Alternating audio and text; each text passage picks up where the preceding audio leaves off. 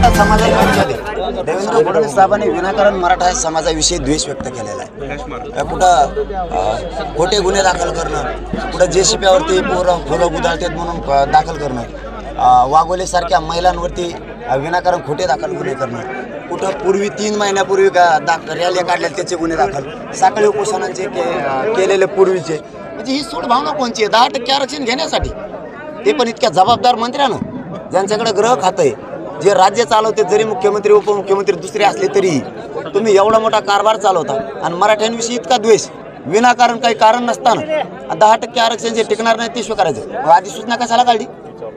राज्यपाल पद अस्तित्वात आहे, विधानसभा विधान परिषद अस्तित्वात आहे, हे अस्तित्वात असतानाही तुम्ही अधिसूचना काढली आणि आता तुम्ही अंमलबजावणी करत नाहीये, म्हणजे घोर अपमान पुन्हा मराठ्यांचा का? याचं काय कारण? तुम्ही ट्रॅप का रस्ता? याचे काय कारण? म्हणजे सत्तेवरती मराठ्यांनी बसवायचं आणि आरक्षण मराठ्यांना द्यायचं नाही, हक्काचं असून, आणि ते आरक्षणच टिकणार नाही। आजच्या नोकर भरतीत आम्हाला त्याचा पोरांना फायदा नाही, तुम्ही EWS अगोदरच का रद्द केलं? आमच्या शेकडो नाही लाखो पोरांचा लॉस झाला आज। तुम्ही म्हणताल तसं होत नाही। मग आज आम्ही संवाद बैठका सुरू केल्या, बैठकांवरती निर्बंध, लोकांना गावात जाऊन सांगायचं तुम्ही जाऊ नका, आम्ही गुन्हे दाखल करणार आहे। लोक नाही थांबणार फडणवीस साहेब, तुमच्यामुळे उलट मला एक चांगला मोठा वर्ग तयार झाला आता फौज फाटा। तुम्ही जे पोरं गुतवलेत ना ते माझ्याकडे येऊन म्हणालेत आम्ही आद्यात माद्यात नव्हतो, आता येऊ गुतलो तेव्हा गुतलं, माझा गुन्हा दाखल झाला, वाहून द्या काय व्हायचे ते। आता नसलेले लोक जास्त पेटून उठले जातात, त्या संवाद बैठका आहेत। तुम्ही आणखी थोड्या दिवसात बघा मराठ्यांची सभा म्हणजे काय असते। तिसऱ्यांदा दौरा करताय तुम्ही, एकूण कशा प्रकारचा दौरा असणार आहे? नाही, सध्या तरी मी संवाद बैठकाच घेतोय, समाजाशी चर्चा करतोय, त्यांचा आशीर्वाद घेतोय। सरकारनं चालवलेली फसवणूक ही आता सहन होत नाही, चाललेला अन्याय दडपशाही सहन होत नाही, अजिबात नाही। तुम्ही गुन्हे दाखल करणार म्हणजे ही कोणची पद्धत? तुम्ही या साईडने नेमणार, हो द्या दूध का दूध पाणी पाणी, ते पोलिस त्याच्यात येणार आहेत का? कोणी आदेश दिले? कोणता मंत्री आदेश देताना त्या दिवशी संपर्कात होता? कोणता आमदार होता? हे सगळे घेणार आहेत का? कारण आम्हाला माहिती आहे कोण कोण होती। आमच्या माता माऊल्यांचे डोके फुटले, गुन्हे आमच्यावरच झाले, 120 त्यांच्यावर दाखल होणार का? आता 307 त्यांच्यावर दाखल होणार का? म्हणजे तुम्ही एक तर तुम्हाला सरळ मीडियाच्या माध्यमातून तुम्ही जबाबदारीने सांगतो, अहवाल तयार सुद्धा झालेला, फक्त SIT हे नाटक तुम्ही अटक करून दाखवा, भावनिक लाट काय असते तुम्हाला कळेल। फडणवीस साहेब, सगळ्यात मोठी जीवनात तुमची ही चूक असणार आहे, एवढी भावनिक लाट येणार तुमच्या आयुष्यात कधीच एवढा सोपडा साप राजकीय झाला नसेल एवढा होणार आहे। या आयुष्यातली सगळ्यात मोठी चूक असणार आहे तुमची, तुम्ही फक्त करून बघाल, मी त्याचीच वाट बघतो। बरं, तुमचा संवाद एकनाथ शिंदेबरोबर होत होता, त्यांनी काय शब्द दिलाय आणि फडणवीसांनी काय केलंय? तुम्ही सातत्यानं फडणवीसांवर टीका करताय, मात्र एकनाथ शिंदेंनी बरोबर तुमची चर्चा झाली होती, आरक्षणाचा जे विषय त्यांनी तुमच्याबरोबर चर्चा करून फायनल झाला होता, मग नेमकं घोडं अडलं कुठं? फडणवीस साहेबांबद्दल मी आत्तापर्यंत एकही शब्द बोललेलो नाही। त्यांनी ज्या दिवशी ट्रॅप रचला, आम्ही मुंबईला मोर्चा घेऊन चाललो होतो तेव्हापासून, त्यांनी ते लोक फोडणं, लोक नेणं, त्यांच्याकडून खोटं नाटं बोलून घेणं, वधवून घेणं किंवा त्यांच्यावर दबाव आणणं, हे लोक घुसवणं, बदनाम करणं, हे जे सुरू केलं, खोटे गुन्हे दाखल, आम्हाला मान्य न्यायालयाने तारीख किती दिली? 13। एका दिवसात ते 23 कसं काय झाली? खाजगी माणसानं याचिका केली, त्याच्यात ते ॲडव्होकेट जनरल तुमच्या सरकारचे कसं काय उभा राहिले? सरकारला हे कोणचा अधिकार आहे? तुम्ही स्वतः जा आमच्या विरोधात जायचं तर मान्य न्यायालयाला तुम्ही अर्ज केला ना, उपोषण थांबवावं यांचं किंवा उपचार करायला पाठवावं, तुम्ही करू शकत होता। ही याचिका तुम्ही करू शकत होता, दुसऱ्याच्या याचिकेत तुम्हाला हस्तक्षेप करायची काय गरज? आणि तुम्ही एका रात्री ती तारीख अलीकडे घेतली कशी? पण मान्य न्यायालयाने आम्हाला न्याय दिला त्यावेळेस, त्यांनी सांगितलं तुम्ही आंदोलन चालवलेलं थांबवू शकत नाही, तो त्यांचा अधिकार आहे। दादा, तुम्हाला शरद पवारचा माणूस आहे असं बोललं जात आहे आता सध्या, तुम्ही फक्त देवेंद्र फडणवीसला टार्गेट करताय आणि शरद पवारांविरुद्ध तुम्ही बोलत नाही किंवा त्यांच्या काही बोलण्यावर तुम्ही गप्पा बसताय असं बोललं जातं, त्या संदर्भात काय सांगा? ते आरक्षणाच्या विरोधात बोलले का उद्या सकाळीच वाजवितो, जेव्हा बोलन मराठा आरक्षणाचा मराठा समाज त्याला सोडत नाही। आणि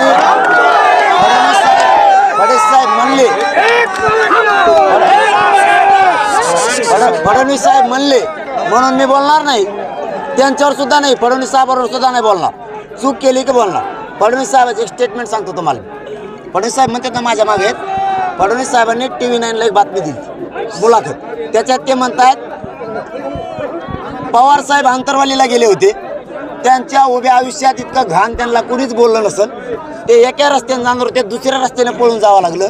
मग मला सांगा, इतक्या घाण बोलल्याच्या नंतर आम्ही तो माणूस आमच्या पाठीशी राहू शकतो? देवेंद्र फडणवीस याच्या अगोदर ती लोकही म्हणले देवेंद्र फडणवीस आमच्या मागे, काही लोक म्हणले शिंदे साहेब आहेत, काही जण म्हणले प्रकाश आंबेडकर साहेब आहेत, काही जण म्हणले बच्चू कडू आहेत. यांना कोणी सापडत नाही. माझ्या मागं फक्त मराठा समाज आहे आणि मी कोणाचं ऐकत नसतो, तुम्हाला स्पष्ट सांगतो. आता तुम्ही देवेंद्र पोलीस बंदोबस्त काढून घेताय.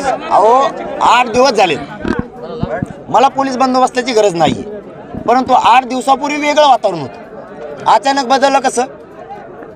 गिरीश महाजन विदर्भात, त्यांचे कार्यकर्ते महिलाच्या आडून हॉस्पिटलला कसं काही देत? काय कारण याचं? आमच्या महिला ताबडतोब आल्या.